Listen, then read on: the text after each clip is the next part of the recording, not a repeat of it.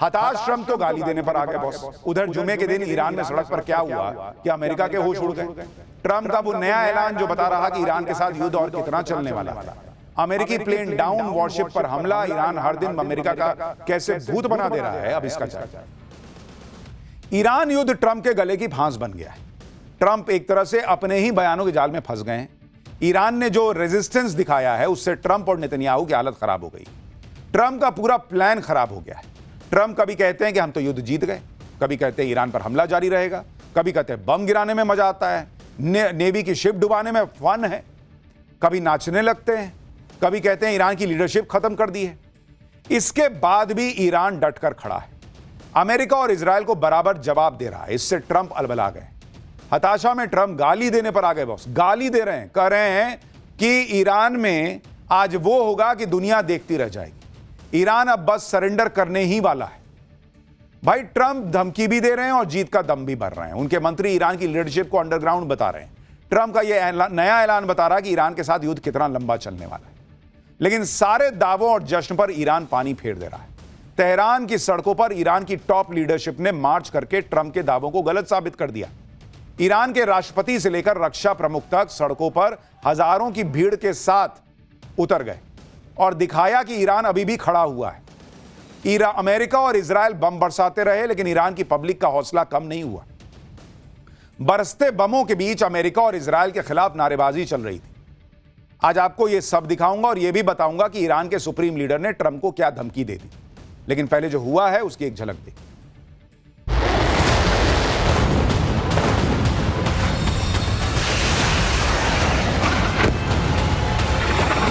A nation of terror and hate, and they're paying a big price right now.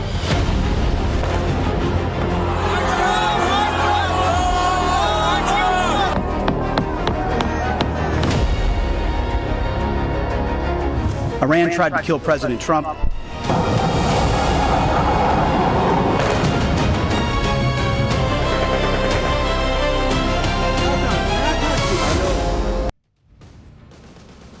Iran युद्ध अब Trump के हाथ से निकल चुका है, क्योंकि आप देखिए कि ट्रंप कैसे बहकी बहकी बातें कर रहे हैं। कल ही वो जीत का दावा कर रहे थे। आज ट्रंप ने कह दिया कि ईरान की नेवी नहीं बची, एयरफोर्स साफ हो गई है, मिसाइल, ड्रोन और सब कुछ तबाह कर दिया है। ईरान की लीडरशिप को धरती से मिटा दिया है। ट्रंप ने गाली देते हुए कहा कि देखना आज ईरान के साथ क्या होता है। वो गाली तो आपको नहीं दिखा सकते, लेकिन उन्होंने जो शब्द गाली के तौर पर इस्तेमाल होता है वो अपने पोस्ट में लिख दिया। ट्रंप किस तरह से परेशान है वो आप इस बात से भी समझिए कि ईरान को नई धमकी देते हुए ट्रंप ने यहां तक कह दिया कि ये लोग पिछले 47 साल से दुनिया भर में निर्दोष लोगों को मार रहे हैं। अमेरिका का 47वां राष्ट्रपति होने के नाते अब मैं उनको मार रहा हूं। ऐसा करना कितना बड़ा सम्मान है।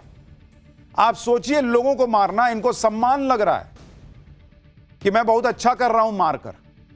ये वही ट्रंप हैं जो कुछ दिन पहले कह रहे थे कि ईरान के नेवी शिप डुबोने में फन है। एक वीडियो में नाच रहे थे कल। आज कह रहे हैं कि ईरान के लोगों को मारना सम्मान की बात है। लेकिन ट्रंप अपनी ही बातों में फंसते जा रहे हैं। एक तरफ कह रहे हैं सब कुछ खत्म कर दिया, दूसरी तरफ कह रहे हैं अभी और बड़ा हमला करूंगा। भाई सब कुछ खत्म ही कर दिया तो बड़ा हमला किस बात का कर रहे हैं? हमला करने की जरूरत क्या है?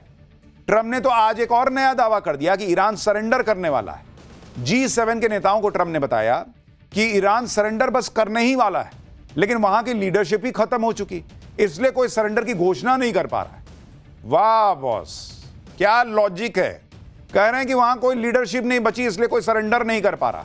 तो जब लीडरशिप बची नहीं तो मार किसको रहे? भारत वहां के विदेश मंत्री से बात कर रहा है, पीएम मोदी वहां के राष्ट्रपति से बात कर रहे हैं, और इनके हिसाब से वहां कोई सरेंडर करने वाला नहीं बचा है। सोचिए कैसी बेतुकी बातें कर रहे हैं, और इनके समर्थक कैसे होंगे जो उसको मान भी ले रहे हैं। इससे ज्यादा क्या बेतुकी बात हो सकती है कि ईरान सरेंडर कर चुका है, लेकिन कोई सरेंडर करने के लिए बोलने वाला नहीं है कि हां हमने सरेंडर कर दिया। उधर आज ट्रंप के रक्षा मंत्री ने कहा कि ईरान की लीडरशिप अंडरग्राउंड हो चुकी। ट्रंप कह रहे हैं हमने मार दिया, रक्षा मंत्री कह रहा है कि अंडरग्राउंड है। पहले आपस में बैठ के तय करो यार कि मार दिए हो कि अंडरग्राउंड है। रक्षा मंत्री कह रहे हैं कि डर के सामने वो मारे सामने नहीं आ रहे, चूहों की तरह छुप गए। सुनिए आप। Iran's leadership is in no better shape. Desperate and hiding, they've gone underground, cowering. That's what rats do. We know the new so-called not-so-supreme leader is wounded and likely disfigured.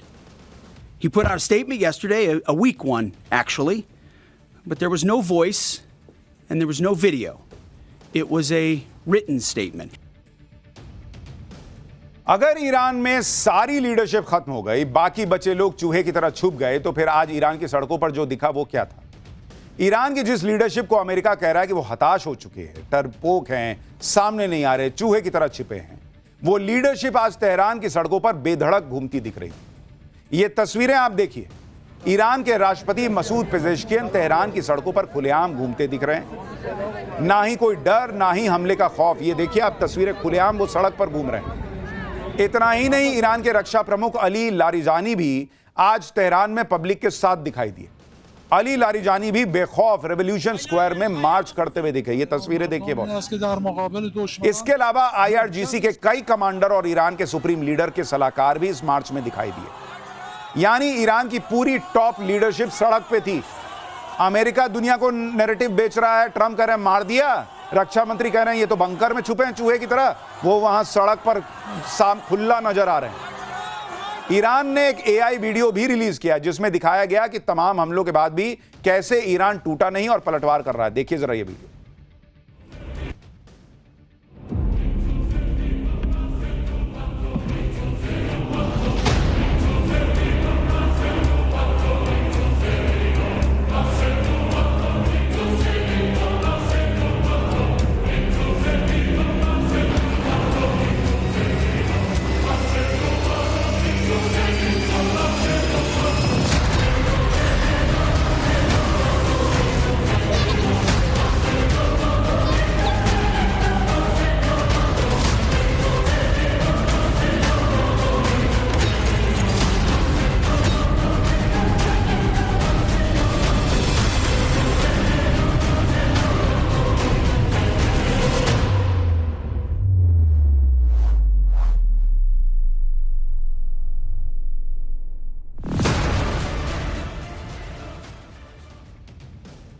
Iran की पूरी leadership आज सड़कों पर थी और ये लोग तब खुलेआम दिख रहे थे जब एक तरफ अमेरिका इजराइल के हमले चल रहे थे, वहां पर बम गिर रहे थे, धमाकों की आवाजें आ रही थी। आप देखिए पीछे धुआं निकल रहा है, इधर पब्लिक जा रही है, उधर हमले चल रहे हैं, लेकिन ना नेता ना पब्लिक कोई वहां से भागा नहीं कि देखो देखो हमला हो गया। ये तस्वीरें तेहरान के रेवोल्यूशन स्क्वायर की हैं जहां जुमे के दिन हजारों की भीड़ जमा हुई। इसी दौरान वहां जोरदार हमला हुआ, तेज धमाके के साथ धुएं का गुबार आसमान में फैल गया, लेकिन भीड़ को इससे कोई फर्क नहीं पड़ा। वो ट्रंप के खिलाफ नारेबाजी करने लगी, अमेरिका के खिलाफ नारेबाजी करने लगी। आप देखिए तस्वीरें एक बार।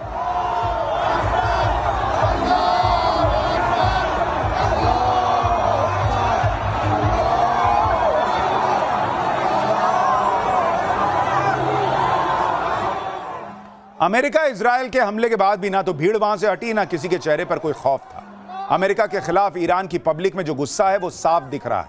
ईरान में तो लोग अलग अलग तरह से प्रोटेस्ट कर रहे हैं। एक ताबूत को अमेरिका और इजराइल के झंडे से लपेटकर उसमें कील ठोक रहे हैं, यानी वो दिखा रहे हैं कि ईरान पर हमला करके अमेरिका इजराइल ने अपने लिए मुसीबत मोल ली है, अपने ताबूत पे आखिरी कील ठोक ली।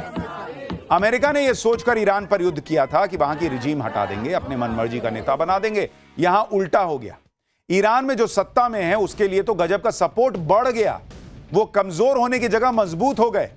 ये तस्वीरें देखिए, अमेरिकी हमले में मारे गए ईरान के कमांडरों की अंतिम यात्रा निकल गई। तेहरान के रेवोल्यूशन स्क्वायर पर हजारों लोगों की भीड़ पहुंची हुई थी। देख रहे हैं, पैर रखने की जगह नहीं। लोगों ने अपने शहीद कमांडर्स को श्रद्धांजलि दी और नारे लगाए।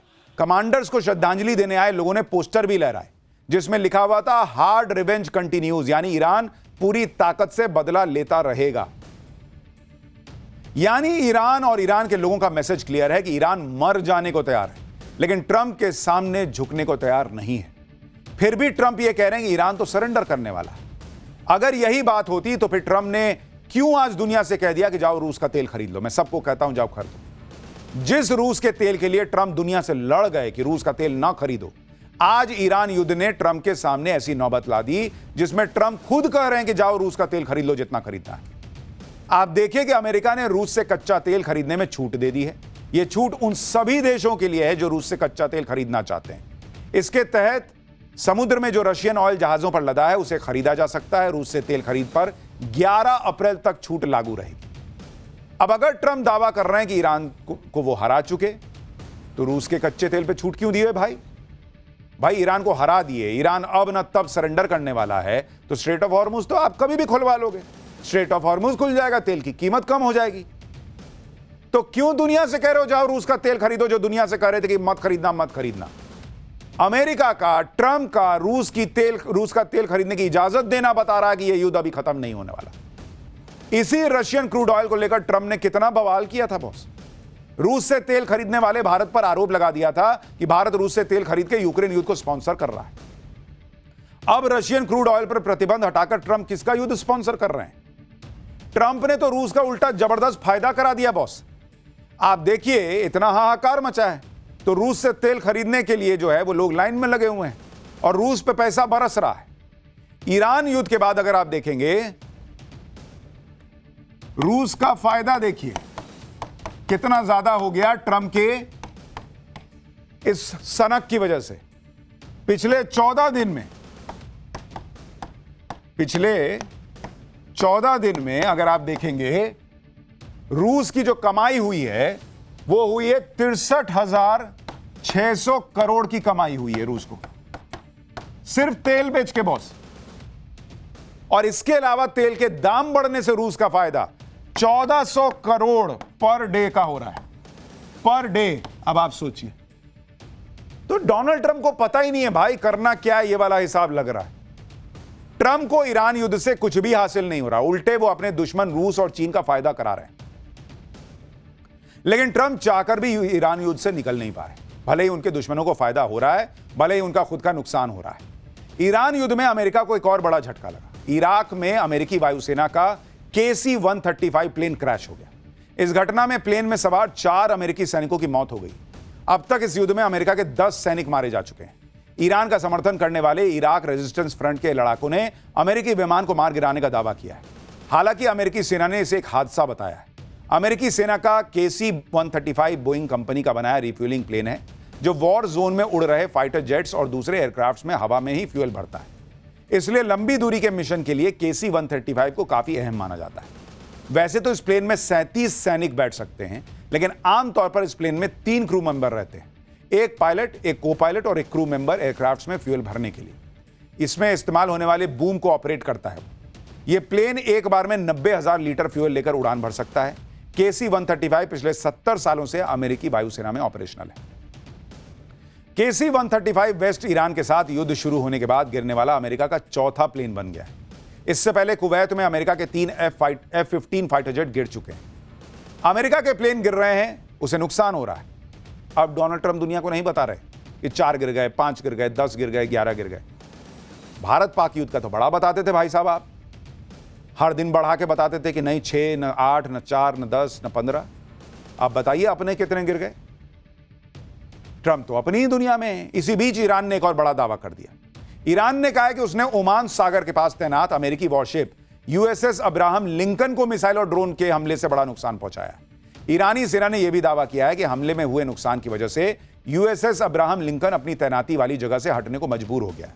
ईरान का दावा है कि USS अब्राहम लिंकन पर हमले के लिए उसने एडवांस बैलिस्टिक मिसाइल और एडवांस ड्रोन का इस्तेमाल किया और ईरान की समुद्री सीमा से करीब 340 किलोमीटर दूर तैनात अमेरिकी वॉरशिप पर सटीक निशाना लगाया। ईरानी सेना का यह भी दावा है कि हमले में हुए नुकसान के बाद USS अब्राहम लिंकन ईरान के खिलाफ नए ऑपरेशन को अंजाम देने लायक नहीं रह गया है, इसलिए इस स्ट्राइक ग्रुप को तेजी से उसके इलाके से पीछे हटना पड़ा। हालांकि अमेरिका ने USS अब्राहम लिंकन पर हमले की कोशिश नाकाम रहने की बात कही है। जिस तरह ट्रंप जीत का दावा कर रहे हैं, उससे सवाल यह भी उठ रहा है कि अमेरिका इतनी बड़ी ताकत है तो क्यों स्ट्रेट ऑफ हॉर्मुज खुलवा नहीं देता? जब स्ट्रेट ऑफ हॉर्मुज की बात आई तो अमेरिका ने हाथ खड़े कर दिए। अमेरिका के रक्षा मंत्री और सेना प्रमुख ने आज कहा कि स्ट्रेट ऑफ हॉर्मुज में अभी भी ईरान के पास जहाजों पर हमला करने की क्षमता है। अमेरिकी फोर्सेज ईरान की माइन लेइंग कैपेबिलिटी को टारगेट कर रही हैं। स्ट्रेट ऑफ हॉर्मुज में हालात तेजी से बदल रहे हैं। यह अभी भी सामरिक रूप से बहुत कॉम्प्लेक्स है। अगर जरूरत पड़ी तो अमेरिकी सेना हॉर्मुज में शिपिंग को सुरक्षा देगी और स्कॉट करेगी। अरे भाई, यही तो जरूरत का समय है। करो ना जहाजों को स्कॉट, दो सुरक्षा। मुहूर्त देख रहे हो? क्या सोच के बैठे हुए हो कि नहीं हम देंगे? कब दोगे? अमेरिका इसमें हाथ खड़े कर रहा है। आज तो गजब ही हो गया जब अमेरिका के रक्षा मंत्री से पूछा गया कि स्ट्रेट ऑफ हॉर्मुज क्यों नहीं खुलवा रहे हैं, तो कह रहे हैं कि स्ट्रेट ऑफ हॉर्मुज तो खुल जाता, लेकिन ईरान जहाजों पर गोलियां चला रहा है। तो गोली नहीं चलाएगा तो वहां पे फूल बरसाएगा। सुनिए जरा भाई साहब क्या कह रहे हैं। The only thing prohibiting transit in the Straits right now is Iran shooting at shipping. It is open for transit should Iran not do that. सोचिए कैसी बेसिर पैर की बातें अमेरिका के रक्षा मंत्री कह रहे हैं कि अगर ईरान गोलियां ना चलाए तो स्ट्रेट ऑफ हॉर्मुज खुल जाएगा। हाँ, हमको तो पता ही नहीं था। यह भी कोई कहने वाली बात है जी कि ईरान गोलियां चला रहा है इसलिए बंद है। जब अमेरिका बार बार मिट्टी में मिला देने की धमकी दे रहा है तो ईरान से जो हो रहा है वो कर रहा है। इसके बाद भी ट्रंप कहते हैं कि ईरान को तबाह करने के लिए बहुत बड़ा हमला करेंगे। अभी भी अमेरिका ने कौन सी कसर छोड़ रखी है? पूरी ताकत तो आप लगाए हुए हो। अभी तक अमेरिका ने ईरान युद्ध में 20 से ज्यादा वेपन सिस्टम यूज किए हैं। भाई थार्ड और हिमार्स जैसे मिसाइल सिस्टम का प्रयोग किया। MIM 104 पैट्रियट मिसाइल सिस्टम का इस्तेमाल इसमें हो चुका। ल्यूकस और MQ-9 रिपर जैसे ड्रोन का प्रयोग किया। F-22 रैप्टर और F-35 लाइटनिंग जेट्स इस्तेमाल कर लिए। B-2 स्टेल्थ बॉम्बर से ईरान पर बम बरसा दिए। B-1 बॉम्बर और F-15 से हमला कर दिया। E-3 सेंट्री जैसे उच्च तकनीक वाले वार्निंग और कंट्रोल सिस्टम यूज कर लिए। USS गेराल्ड आर फोर्ड और USS अब्राहम लिंकन जैसे युद्धपोत लगा दिए। तो भाई क्या कमी छोड़े हो? करते रहे हो सब यूज। बोलो ना कि इतने के बाद भी हम कर नहीं पा रहे। दुनिया में एक्सपोज हो रहे हैं कि हम बहुत तक शक्तिशाली, हम बहुत शक्तिशाली। खत्म, दुनिया देख ली कितना तुम शक्तिशाली। इससे ज्यादा अमेरिका क्या करेगा? एटम बम गिरा दोगे ईरान पर? भाई लास्ट में तो वही है। तो बोलो कि हमसे नहीं हो पा रहा है, हम एटम बम गिराएंगे, और तुम तो कर ही सकते हो। भाई जो आदमी लोगों को मार के नाचता हो, जो आदमी कहता हो कि मार के मैंने बहुत अच्छा काम कर दिया, जो आदमी कहता हो कि भाई नेवी की शिप डुबा देने में फन है, वो कल को देखेगा कि मेरी बेइज्जती हो रही है, मेरा देश कुछ कर नहीं पा रहा, हम तो हार रहे हैं, एटम बम गिरा देगा। कोई भरोसा है इस आदमी का? ट्रंप ने युद्ध शुरू कर दिया, लेकिन निकलने का रास्ता ही उनको नहीं समझ में आ रहा। कहा जा रहा है कि ईरान युद्ध आउट ऑफ कंट्रोल हो सकता है। अमेरिका के पूर्व विदेश मंत्री जॉन केरी सुनिए क्या कर रहे हैं। You say it's one of the worst crises in decades? I would. I think it is because it has the potential of getting even more out of control. I mean, I think if people have a feeling that आप ये भी देखिए कि युद्ध में रूस Iran की मदद कर रहा है, उधर चीन भी तैयार बैठा है। चीन अगर इस युद्ध में घुस गया तो ट्रंप की हालत खराब हो जाएगी। इसी वजह से यह कहा जा रहा है कि युद्ध आउट ऑफ कंट्रोल हो सकता है। आप देखिए कि आज ही चीन ने ईरान के स्कूल में अमेरिकी हमले की निंदा की और इस हमले में 160 से ज्यादा बच्चियां मारी गई थी। चीन ने कहा कि आम लोगों को निशाना बनाना गलत है, यह अंतर्राष्ट्रीय कानूनों का खुला उल्लंघन है। चीन ने मृतक बच्चियों के परिवारों की मदद के लिए $2 लाख देने का ऐलान किया है। यानी चीन अब खुलकर ईरान के समर्थन में आ गया है। अमेरिका फंसा हुआ है और इस सब के बीच सबसे ज्यादा हम भारतीय फंसे हुए हैं, क्योंकि हम दुनिया की सबसे तेजी से बढ़ती इकोनॉमी है बॉस, दुनिया की सबसे तेजी से बढ़ती इकोनॉमी। और इसलिए भाई पाकिस्तान जैसे भिखारी देश का क्या है, लेकिन हमारे लिए यह बात बहुत इंपॉर्टेंट है कि युद्ध जल्दी खत्म हो जाए।